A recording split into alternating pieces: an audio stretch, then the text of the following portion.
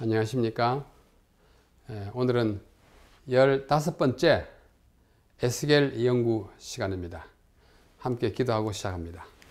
아버지 하나님, 또 말씀을 연구할 시간을 주셔서 감사합니다. 우리가 말씀을 읽는 자만 되지 않고 연구에만 그치지 않고 이 말씀을 깊이 명상하며 우리의 삶에 옮기는 주님의 말씀의 백성 되게 하여 주시옵소서. 예수님의 이름으로 기도하옵나이다. 아멘. 자, 오늘은 ABN 성경 특강 제15번 강의 시간입니다. 오늘은 지난 시간에 이어서 영광이 성전으로부터 떠나감 8장으로부터 11장까지 되어 있는 그것 가운데 하나님의 영광이 정말로 떠나가는 것 중에서도 둘째 편 11장을 공부합니다. 지난 시간에는 10장을 공부했어요. 그래서 앞에 10장까지 8장, 9장, 10장 다 기억나십니까? 예루살렘 성전 내에서 일어나는 여러 가지 가증한 일들에 관한 계시를 8장에서 보았고, 또 악인의 멸망과 그 가운데 표 맞는 사람은 생존하는 그 이상을 9장에서 보았고, 바로 지난 시간에는 하나님이 영광이 성전으로부터 떠나가는 이상을 보았는데, 오늘은 그 마지막 부분에서 악한 지도자들의 심판, 하나님의 영광이 예루살렘에서 떠나감, 그런 가운데서도 하나님께서 또 약속하십니다. 회복 약속, 아주 암흑한 가운데 아주 가녀린 희망의 빗줄기를 주시는 그런 모습이 11장에 나타나 있습니다. 자, 11장은 악한 지도자들의 심판과 하나님의 영광이 예루살렘에서 떠나감과 회복의 약속이 그려져 있는데, 1절로 13절은 예루살렘의 심판입니다. 도성에 대한 심판, 지도자들에 대한 심판, 그 거민에 대한 심판이고, 14절로 21절은 그 가운데서도 아주 가녀린 희망의 불빛, 아직 가늘고 다 망하는데 그래도 하나님 희망의 빗줄기를 비춰줬습니다. 가장 어두운 시간에 희망의 빗줄기를 주셔요. 다 멸망하는 가운데 또 회복의 실마리를 주십니다. 마지막 22절로 25절까지는 하나님의 영광이 정말로 떠나갑니다. 하나님의 임재가 그의 백성으로부터 철수합니다. 다시 말해서 그게 심판이에요. 하나님 떠나가 버려요. 야, 너희들하고 도저히 같이 못 있겠다. 그런 말씀이죠. 자, 먼저 1절, 2절에 13절까지는 예루살렘의 심판인데, 그 첫 두 절은 이렇게 말씀합니다. 때에 주의 신이 나를 데리고, 전에도 한번 데리고 갔죠? 2장에 그러겠습니다. 딱 들고 쭉 갔어요. 그리고 본즉 여호와의 전 동문, 곧 동양한 문에 이르시기로, 이 바벨론에 있는 에스겔을 데리고 예루살렘 전까지 갔어요. 이르시기로, 본즉 그 문에 25인이 있는데 내가 그 중에서 앗술의 아들 야아사냐와 버나야의 아들 블라디아를 보았으니 그들은 백성의 방백이라. 그가 내게 이르시되 인자야. 항상 에스겔을 인자야. 몇 번 이렇게 부르다고 그랬죠? 에스겔서에 93번.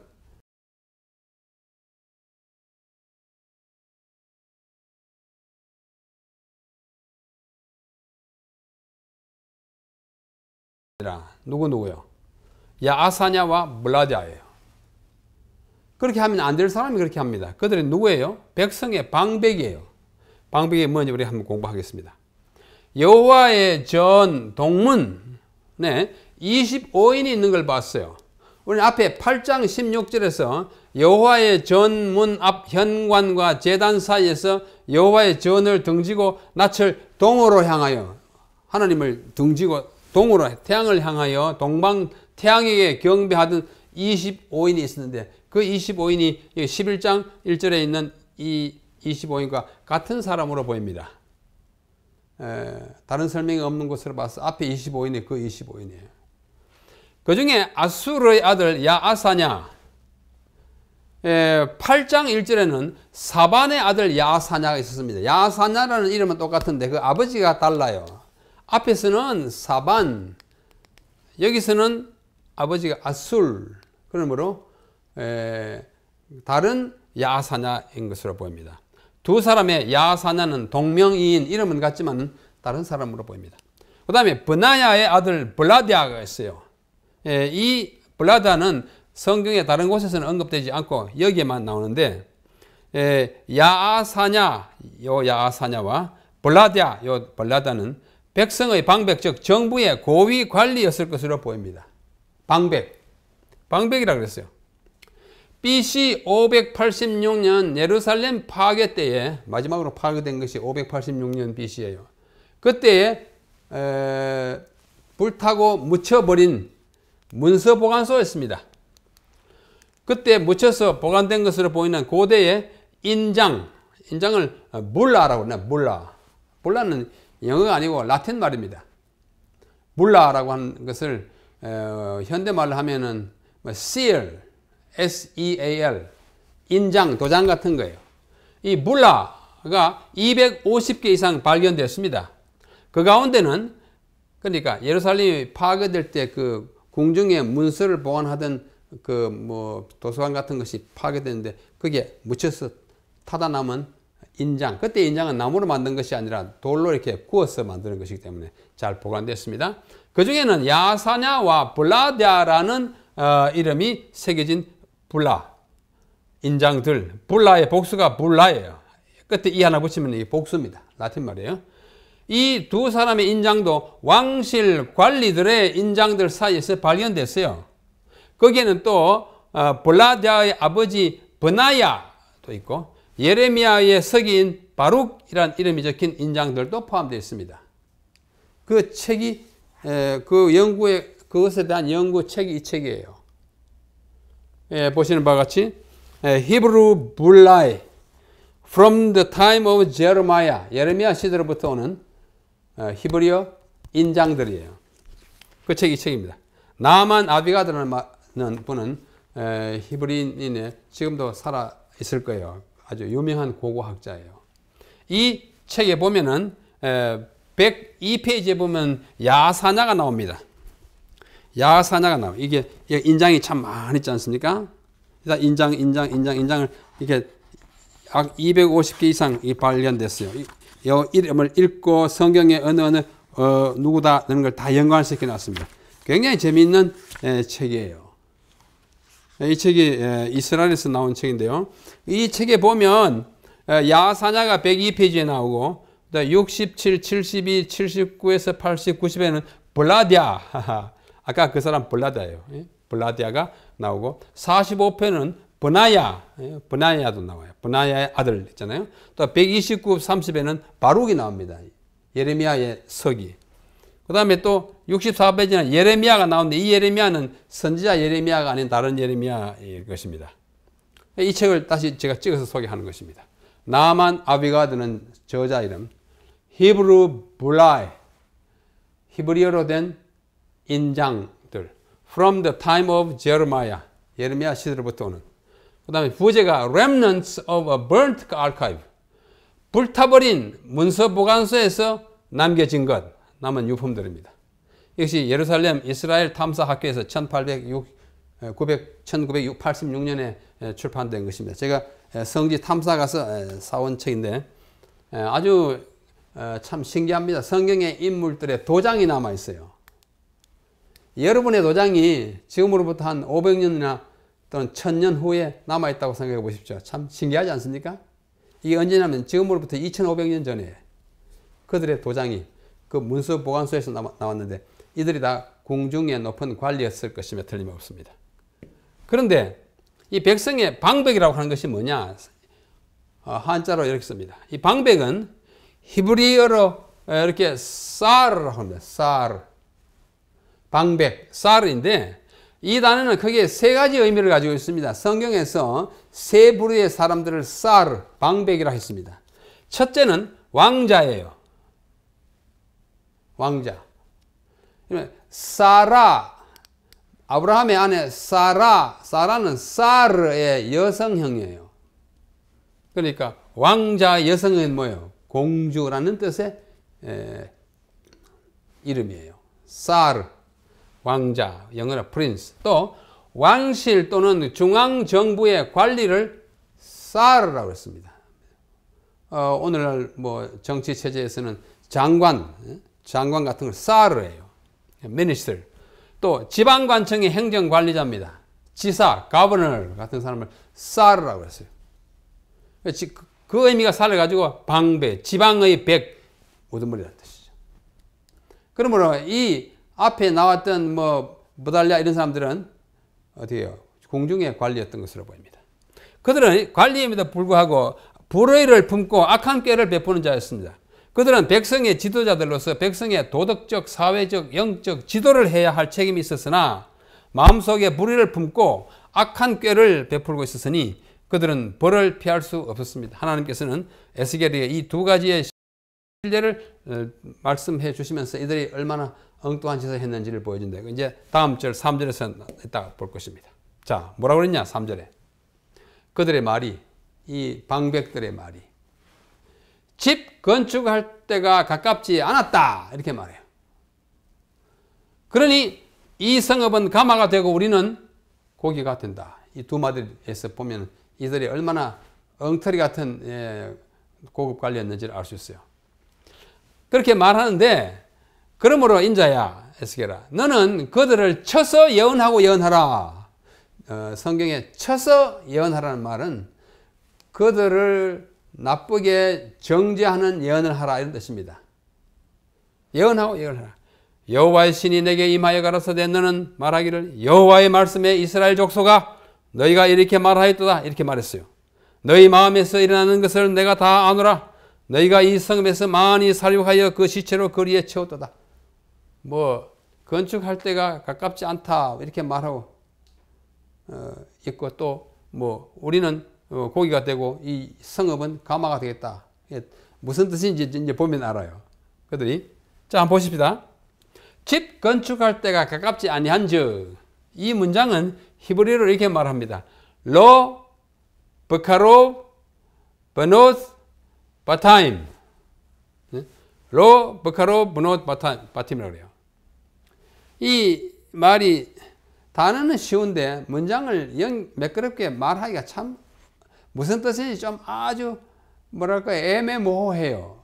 제가 여기 1, 2, 3, 4, 5, 6 6가지의 영어 번역 다른 것들을 제가 소개했어요. 한번 보십시오. 아주 간단한 영어인데 달라요. 제임스 왕력, 킹 제임스 버전은 It is not near 가깝지 않다. 때가 아직 안 됐다. Let us build house. 우리 집이나 짓자. 우리하고 다르잖아요. 때가 건축할 때가 아니한즉 집 짓자. 그 다음에 New King James Version하고 Revised Standard Version, American Standard Version은 The time is not near to build house. 때는 집을 지을 때가 아직 안 됐다. 가깝지 않다. 이렇게 영 다르죠. 때가 아직 안 가요. 집 짓자는 거예요. 집 지을 때가 아직 안 됐다. 이렇게 말해요. 또 New American Standard Bible는 It is not the time near to build house. 이건 의문문으로 해석했어요. 때가 말이죠. 집을 지을 때가 가깝지 아니하냐? 이렇게 물었다요. 그 말은 가깝지 아니하냐? 그 말은 가깝다. 이런 어감을 가지고 있지 않습니까? 또 New International Version Will it not soon be time to build? 자, 집을 지을 때가 곧 가까이 오지 않겠니? 다 달라요. 또 타나크, 유대인들이 번역한 성경이에요. 유대인 타나크라고 합니다. There is no need now to build house. 지금은 집 지을 필요가 없다. 이렇게 또 말하는 것으로 번역했습니다. 고국 가까이. 루터는 말하기를 여기 독일 말이에요. Es ist nicht so nahe, lasst uns nur Häuser bauen. 우리말 때가 그리 가깝지 아니하니 집이나 짓자. 이렇게 해놨어요. 여러분 어느 게 맞는 것 같습니까? 잘 알 수가 없어요. 자, 이것을 다시요. 그게 6가지인데 우리말로 하면 귀국할 때가 가깝지 않으니 우리가 유대로 돌아갈 때가 가깝지 않으니 여기서 집을 짓자. 바벨론이 멸망할 때까지 아직도 멀었으니 집을 짓자. 뭐 집 짓고 오래 살자. 이렇게 이해하는 분들이 있고 둘째는 여기서 집을 지을 때가 가깝지 않다. 멀었다. 그 말은 뭐요? 그러므로 집 지을 생각을 하지 말라. 집 지을 때가 아직 멀었어. 예? 여기서는 집을 짓지 말라. 그 다음에 세 번째는 집을 지을 때가 멀었다. 지금은 그럴 때가 아니다. 바벨론에 대항해 싸울 준비를 해야 한다. 이런 뜻으로 했다. 넷째는 곧 집을 지을 때가 오지 않겠느냐? 조금만 기다리자. 그런 의미. 지금이 집을 지을 때냐? 정신 있어? 집 짓다니. 이런. 마지막으로 지금 집을 지을 필요가 없다. 지어봤자 헌일이다. 이 중에 어느 거 맞는 것 같아요? 제가 보기에는 요 노란 거 3번이 아마 그 문맥의 앞뒤를 살펴볼 때 집을 지을 때가 멀었다. 지금은 그럴 때가 아니다. 바벨론에 대항해 싸울 준비를 해야지. 그런 생각으로 보입니다. 하여튼 그 다음에 이 성읍은 가마가 되고 우리는 고기가 된다. 이 문장도 어렵기는 마찬가지예요. 얼른 보기에 이 문장은 유다에 임하는 심판을 말하는 것처럼 보입니다. 아, 가마의 고기다. 조금 있으면 불 때면 다 우리가 바글바글 타가지고 다 죽는다. 이런 어감으로 보이는데 문맥을 보면 그렇지 않아요. 그러나 문맥은 그 반대의 뜻을 말하는 것같이 보입니다. 대부분의 주석가들은 가마의 쿠킹 팟, 가마는 음식을 요리하는 질그릇인데요. 그것은 음식을 잘 보관해 주는 것이니까 우리는 고기니까 가마에 딱 있으니까 절대로 뭐 없어지거나 상할 일이 없다. 우리 안전하다. 가마는 철통 같다. 우리는 그 안에 있는 고기다. 우리는 얼마나 안전하냐. 이런 것으로 보입니다. 이 성읍의 성벽과 요새는 바벨론 무기의 불로부터 그 거민들을 보호해 주는 것이었는데 이 해석은 11절의 말씀과 잘 부합해서 우리가 좀 있으면 11절을 이제 보게 되는데요.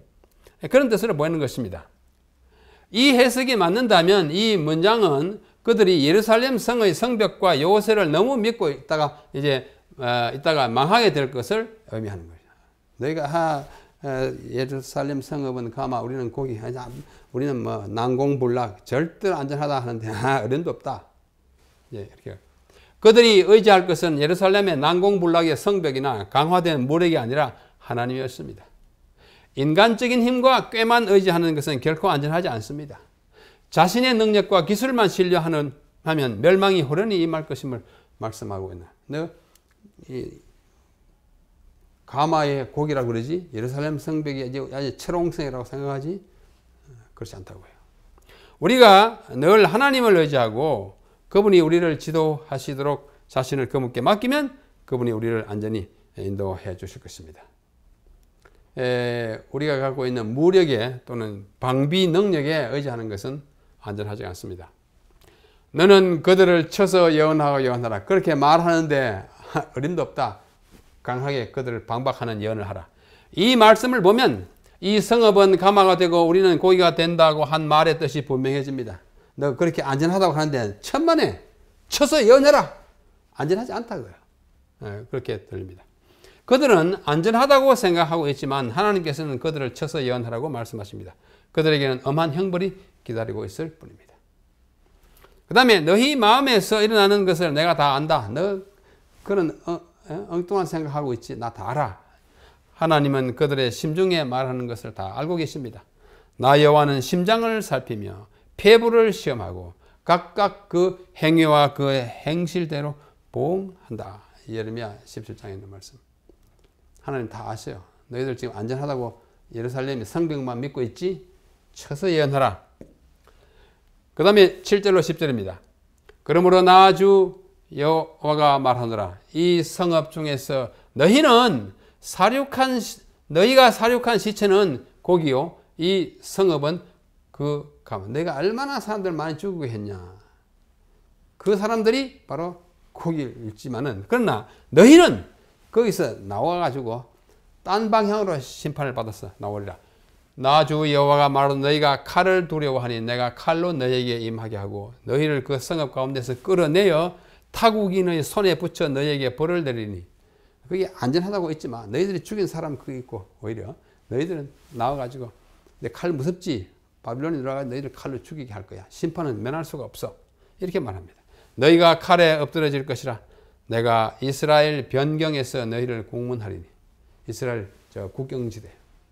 거기서 너를 심판하리니. 너희들이 거기 도망갈지라도 다 잡혀서 죽을 것이야. 너희가 나를 여호와인 줄 알리라. 앞에서 이 말 자주 쓰이는 거 보셨죠? 그들이 나를 여호와인 줄 알리라. 너희가 나를 여호와인 줄 알리라. 이 말씀을 여기 또 하고 있는 것입니다.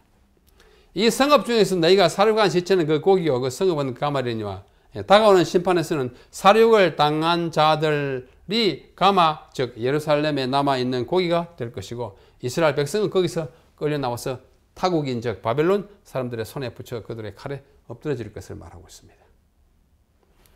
이스라엘 변경에서 너희를 공문하겠다. 공문이란 말은 신문하겠다, 심판하겠다는 뜻입니다. 이스라엘의 변경은 저기 북쪽 국경 지방은 하맛 지방이었습니다. 하맛이 저기 갈릴리 그 위에요. 시드기야 11년, 시드기야는 남방 유다의 20명의 임금 가운데 맨 마지막 20번째 임금으로서 제 11년은 그의 통치 마지막 해 망한 해입니다. 사직이 망하고 모든 백성이 바벨론으로 끌려가는 그 11년이에요. 그때 바벨론 시위대 장관 느부사라단이, 그러니까 느부갓네살의 밑에서 장관, 군대 장관이었어요. 이 유대인 72여 명을 하맛 땅 립나까지, 립나는 도시 이름이에요. 어쩌면 6장 14절에 나오는 디블라가 리블라에 잘못 썼을 것으로 보인다고 그때 우리 공부하지 않았습니까? 리블라를 또 다른 표현하면 립나예요. 그리고 잡아가자 거기서 기다리고 있던 느부갓네살 왕이 그들을 다 죽입니다. 열왕기하 25장, 예레미야 52장에 자세히 기록되어 있어요. 아주 자세히 기록되어 있습니다. 어떻게 됐다고. 몇 명을 잡아서 그 위에는 제사장도 있고 막 포함되어 있어요. 거기서 고문하리라. 그 한 에스겔에게 한 말이 여기서 실현된 것입니다. 실현된 것입니다. 에스겔에게 이것을 말한 것은 586년이 아직 아니에요. 그러나 여기서 변경해서 고문하리라고 하는 그들이 여기서 얼마나 무참하게 심판의 죽음을 당했는지를 보여주지 않습니까? 자, 이것은 이제 복습입니다. 앞에 보여드린 거예요. 언제? 에스겔 4장으로 7장 공부할 때. 그게 예루살렘 황폐에 관한 묘사가 나오는데 6장 7절에 이런 말이 나옵니다. 너희로 나를 여호와인 줄 알게 하려 합니다. 아까 했던 말과 똑같은 말씀이에요. 또 6장 10절에 그들이 나를 여호와인 줄 알리라. 6장 13절에 너희가 나를 여호와인 줄 알리라. 6장 14절 그들이 나를 여호와인 줄 알리라.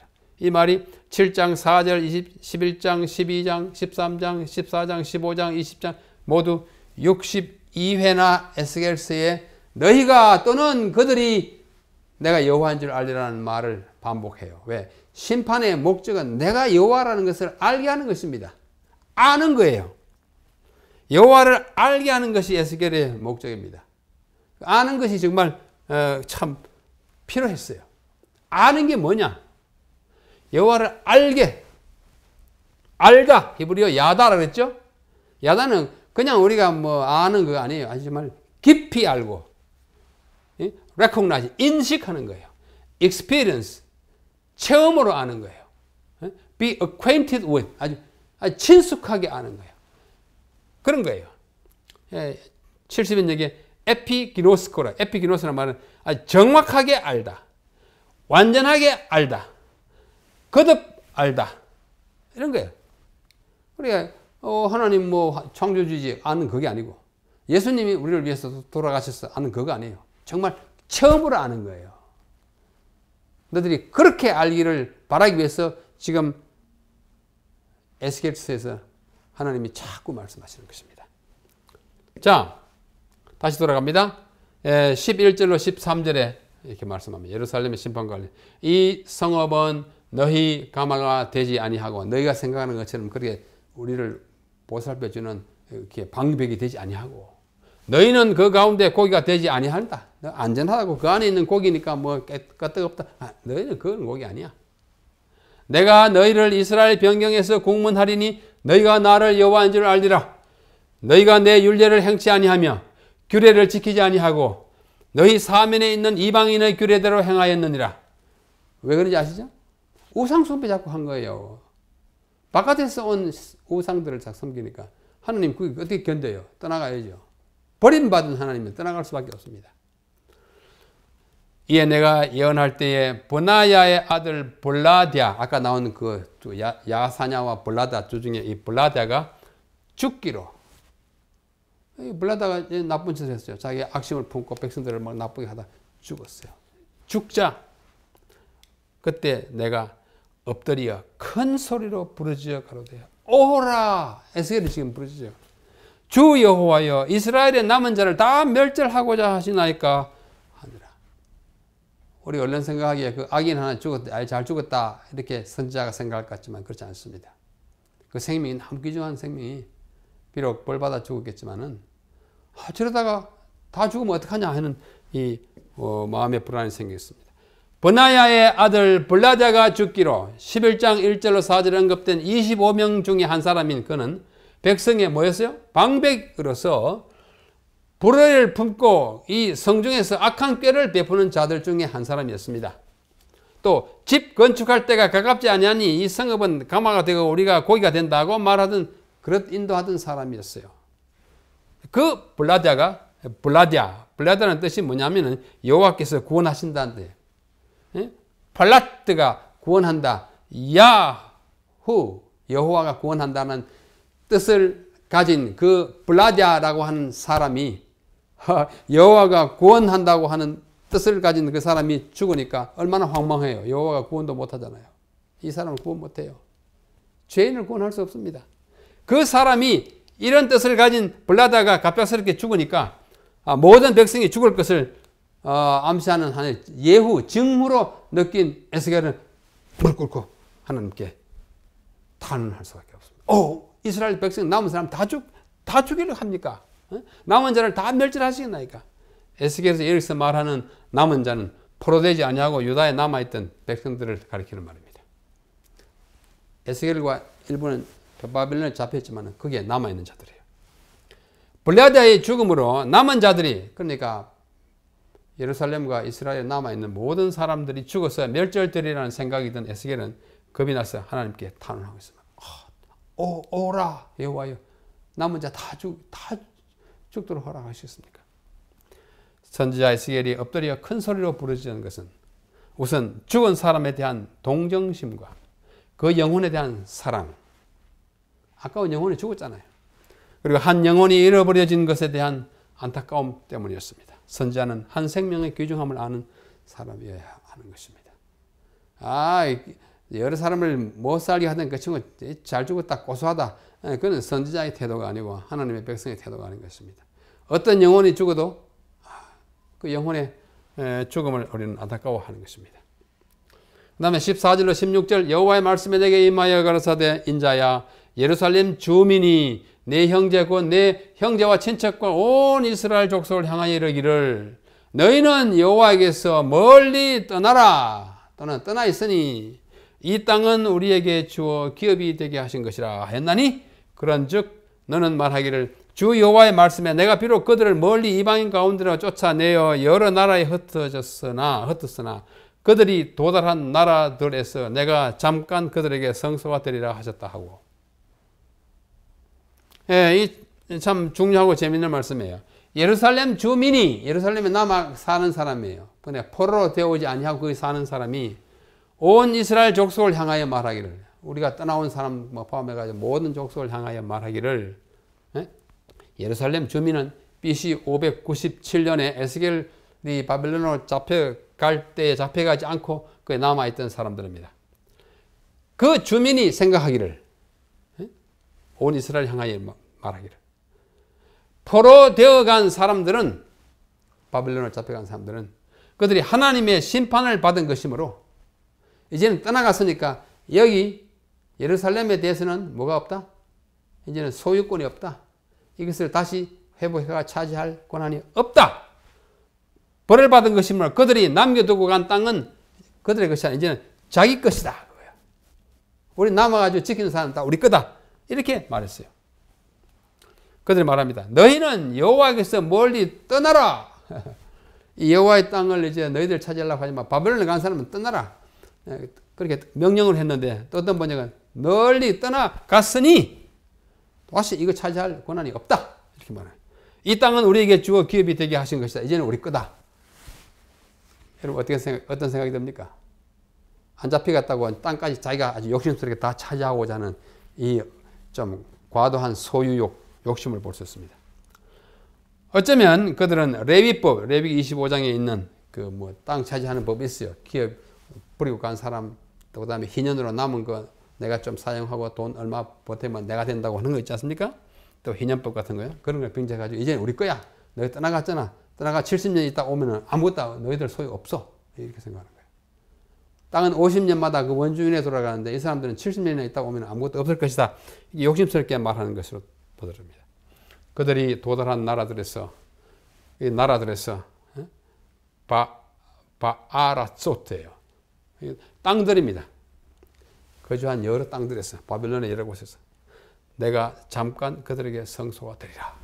이 잠깐으로 번역한 말이 마앗드예요. 이거는 마앗드는 뜻이 좀 애매합니다. 첫째는 조금, 분량이 조금, 적은, 그 다음에 작은, 조금 있다가 잠시 이런 뜻을 가지고 있어요. 그래서 어떤 역본들은 이 문장을 내가 그들에게 작은 성소가 되었다. A little sanctuary라고 번역했어요. 예, 킹 제임스나 뉴 킹 제임스, 뉴 잉글리시 트랜슬레이션, 심지어 타르굼은 구약의 히브리어 성경을 아람어라고 하는 언어로 설명한 일종의 성경 해설인데 거기에도 뭐라고 하냐면 이 작은 성소가 되겠다 이렇게 번역했습니다. 그러나 대부분은 잠시 또는 잠깐 for a while 이렇게 번역했어요. 그래서 어느 것이 맞을까? 잠깐 성소가 되겠다. 또 작은 성소는 조금 어울리지 않죠. 물론 예루살렘의 큰 성소 대신에 하나님이 작은 성소라 하는 것도 못하고 거의 바벨론에 포로되어 있는 동안에 잠깐 이런 뜻이 더 맞지 않나 싶습니다. 벼랑간 성소를 빼앗겨버린 하나님의 백성을 위하여 하나님께서는 자신이 성소가 되시겠다고 말씀하십니다. 성소가 다 무너지고 잡혀간 사람에게 자신이 성소가 되겠다. 이 말씀은 이제 건물로서의 성소는 없을지라도 장소를 초월하여 영적으로 신령과 진정으로 요한복음의 사마리아 여인에게 말하는 것처럼 신령과 진정으로 예배할 수 있음을 뜻하는 것입니다. 하나님은 특별히 지정된 장소에서만 경배를 받으시는 것이 아니에요. 지은 것은 특별한 목적이 있지만 꼭 거기서만 하는 거 아닙니다. 하나님이 계시는 곳이 성소요. 하나님 자신이 성소이십니다. 예레미야는 이렇게 말씀했어요. 예레미야 17장 12절 13절에 영화로우신 보좌여 시작부터 높이 계시며 우리의 성소이시며 우리 이스라엘의 소망이신 여호와여. 여호와를 꾸미는 말이 영화로우신 보좌, 하나님 보고 보좌여 시작부터 높이 계시는 분이시여 또 우리의 성소이시여 이스라엘의 소망이시여. 여호와를 꾸미는 말이 하나 둘 셋 네 개가 여호와와 동격으로 나열되고 있습니다. 하나님이 성소예요. 우리의 성소예요. 참 좋죠? 우리의 희망도 되고 보좌도 되시는 하나님. 그래서 17절로 21절은 너는 또 말하기를 주 여호와의 말씀에 내가 너희를 만민 가운데서 모으며 가녀린 희망의 불빛이 이제 모으겠다. 이제 흩었잖아요. 이제 모으겠다. 너희를 흩은 여러 나라 가운데서 모아내고 이스라엘 땅을 너희에게 주겠다. 얼마나 희망적이에요. 그렇게 말씀하셨어요. 그렇게 말하고 전했습니다. 그들이 그리로 가서 그 가운데로 모든 미운 물건과 모든 가증한 것을 제거하여 버릴지라. 내가 그들에게 한 마음을 주고 그 속에 새 영을 주며 그 몸에서 돌 같은 마음을 제하고 살처럼 부드러운 마음을 주어 내 율례를 따르며 내 규례를 지켜 행하게 하리니 그들은 내 백성이 되고 나는 그들의 하나님이 되리라. 그러나 미운 것과 가증한 것 앞에요. 미운 물건과 가증한 것을 마음으로 따르는 자는 내가 그 행위대로 그 머리에 갚으리라. 가증한 것 미운 거 우상숭배 계속 품고 다니는 사람은 희망 없고 내가 그들에게 새 마음 한 마음을 주는 그 대상은 어떻게 하리라? 모아서 돌아오게 하겠다고 하는 것입니다. 이 심판의 암흑 가운데 비치는 한 줄기 희망의 빛이에요. 모든 미운 물건과 모든 가증한 것을 제거하라라고 하는 건데, 미운 물건을 시쿠스라고 하는데, 항상 우상 숭배와 관련해서 열왕기, 예레미야, 다니엘 보면 항상 미운 물건, 물건은 우상 숭배와 관련되어 있어요. 예, 이것은 아주 샤카스라고 말하는 혐오하다, 오염시키다, 이런 뜻을 가진 거예요. 아주 나쁜 거야. 예, 우상 숭배. 예, 부정한 동물과 그것을 먹는 사람들에게도 이 동사가 자꾸 쓰여 있어요. 혐오하다, 가증하다, 더럽다. 그 다음에 가증한 것도, 이건 토에바라고 하는데요. 또 몹시 싫어하다, 아주 질색이다, 이런 뜻을 가진 말입니다. 가증한 것의 얘가 뭐냐면, 여기 나와요. 레위기와 신명기에 보면은, 가증한 것이, 이런 것들, 동성연애, 우상숭배, 인간재물, 부정한 동물, 밀교, 음침하게 아주 비밀리에하는 부정직, 음행, 이런 것들이 다 가증한 것에 포함돼요. 이런 것들은 다 없애라. 그래서 미운 것과 가증한 것이라고 하는 두 단어 속에 포함된 것이 굉장히 많아요. 모든 악, 하나님께 나올 수 없는 모든 그런 부정적인 것들은 없애라. 그러면서 그들에게 한 마음을 주고 새 영을 주겠다 했습니다. 한 마음, 레이브 마음, 에하드 한 마음이에요.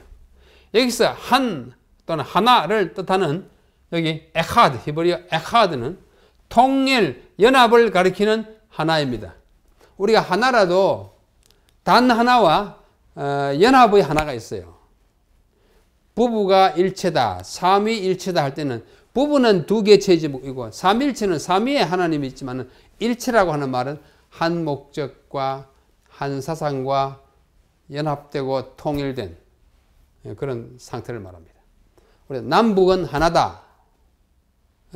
남한과 북한이 둘인데 하나라는 것은 한 목적과 한 민족으로서의 그걸 강조할 때 쓰는 말 아닙니까? 이 에하드가 바로 그런 말이에요. 또 다른 하나라는 말이 있어요. 야히드라고 하는 말인데, 야히드는 그야말로 영어로 말하면 싱글, 아주 헛 하나입니다. 나는 이 세상에서 단 하나의 존재, 나 같은 존재다 하면 헛, 싱글 하나예요. 그래서 여기서는 통일을 말하는 것입니다. 여기 마음은 인간의 이성과 의지 또는 결단의 중심이에요. 마음 그리고 하나를 거절하고 다른 것을 선택하게 하는 그 마음이 바로 그 역할을 하는 거예요. 예, 있습니다. 에스겔 36장 26절에서는 새 마음으로 되어 있어요. 여기 한 마음인데 여기는 새 마음이에요. 다시 새롭고도 하나 된 마음. 너희들에게 한 마음을 주겠다. 연합하는 마음을 주겠다. 통일된 심령을 주겠다. 단결하는 마음을 주겠다. 이런 뜻입니다. 그것이 한 마음이고, 그 다음에 새 영은 그야말로 새로운 거예요. 새롭게 변화된 영, 정신을 말하죠. 루아흐입니다. 성령을 말할 때 같은 거예요. 영적인 활동을 주장하는 중심입니다. 영, 새 영. 여기서는 마음과 같은 뜻으로 사용되었습니다. 새 영으로 새롭게 변화된 심령을 우리에게 말해주는 것입니다. 제가 책을 오늘 가져오지 않았지만은 아주 좋은 책 하나 있어요. 헤라르트 판 흐로닝겐, 네덜란드 사람인데, 그로닝겐이라고 읽지 않고 흐로닝겐이라고 읽습니다. 하여튼 Messianic Revelation in the Old Testament, 구약에 나타나 있는 메시아의 계시라는 책 750페이지는 The spirit of this context, 여기에 나오는 새 영, 이 문맥에서 새 영은 refers to, 뭘 말하는 거 아니에요? A person's spiritual life, 한 개인의 영적 생명 또는 삶이라고 할 수 있죠. mindset, 그의 사고의 틀, desire, 욕망, impulse, 충동, 이것이 바로 영이다. 새로운 영, 새로운 영적인 생명, 새로운 생각의 구조, 새로운 욕망, 새로운 충동, 이렇게 시작하고 있습니다. 돌 같은 마음을 제거하고 살처럼 부드러운 마음을 주겠다. 돌이 얼마나 딱딱합니까? 우리 마음이 돌 같으면 정말로 안 되는 거예요. 돌 같은 마음은 하나님께 대하여 완악하고 무반응한 마음, 즉 고집스럽고 제멋대로 행동하는 마음으로서 36장 26절에서 다시 언급되어 있습니다. 방금 제가 인용했던 책 Messianic Revelation에는 뭐라 하냐면 person with the heart of stone, 돌 같은 마음을 가지고 있는 사람은 어떤 사람인가 하니 spiritually dead, 영적으로 죽은 사람이고, 그 다음에 following their own lust, 그들 자신의 그 욕망과 passion, 어떤 정서, 열정, 자신의 그 혈기 같은 열정을 따르는 사람이라고. 돌 같은 사람은 하나님이 아무리 해도 말 안 듣는 사람이에요.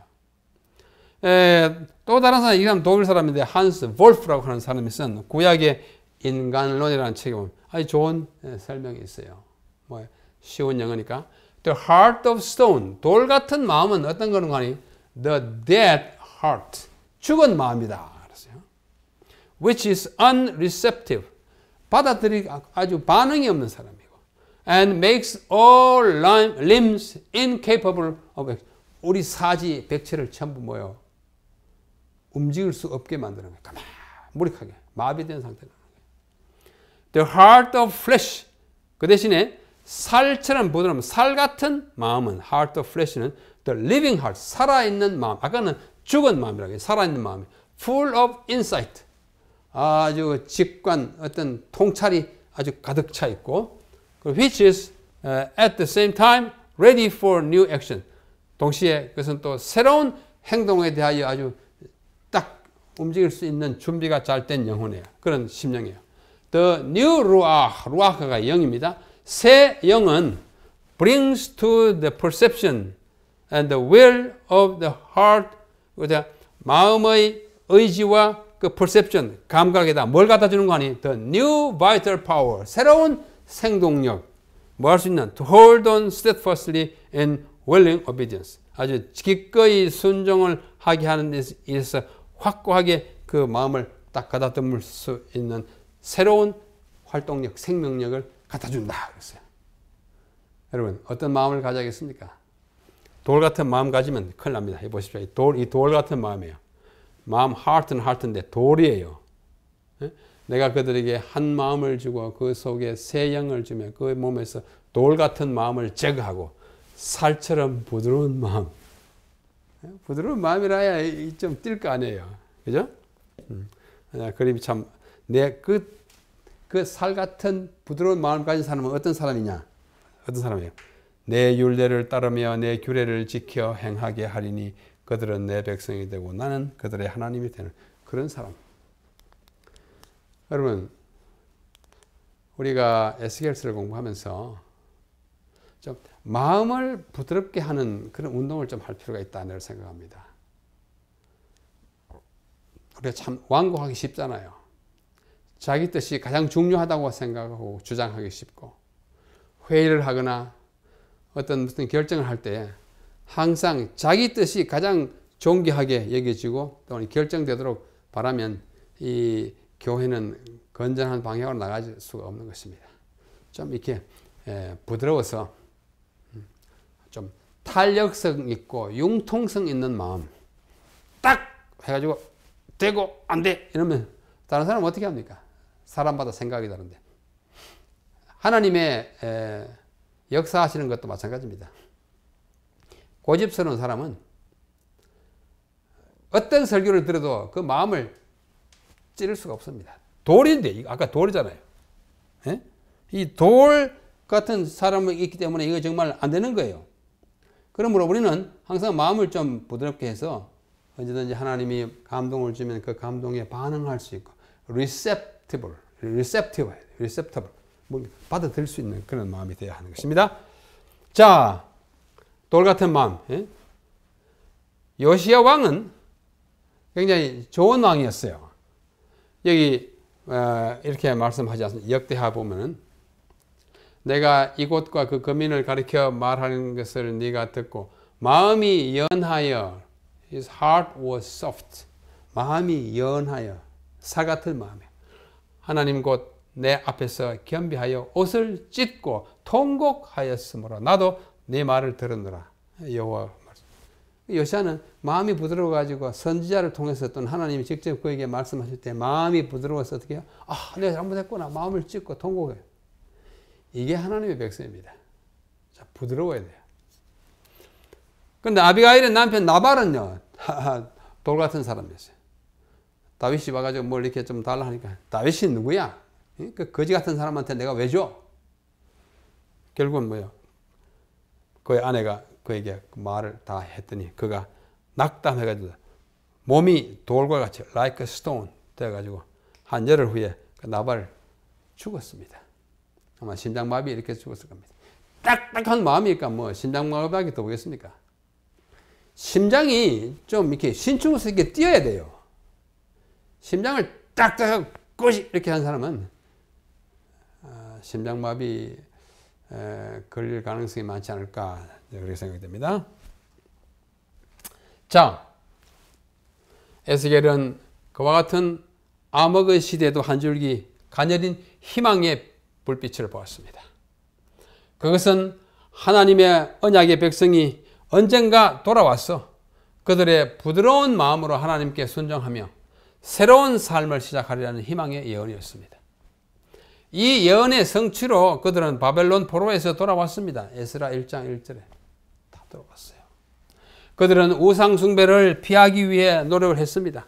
4장으로 6장에 보면 우리 절대로 그렇게 하지 말자 아주 결심하고 노력을 많이 했어요. 그러나 그들의 순종은 완전하지 못했습니다. 9장에 보면 그 가운데 또 있던 이탈이 일어나고 조금 하다가 말고 계획이 전 궤도에 올라가지 않았어요.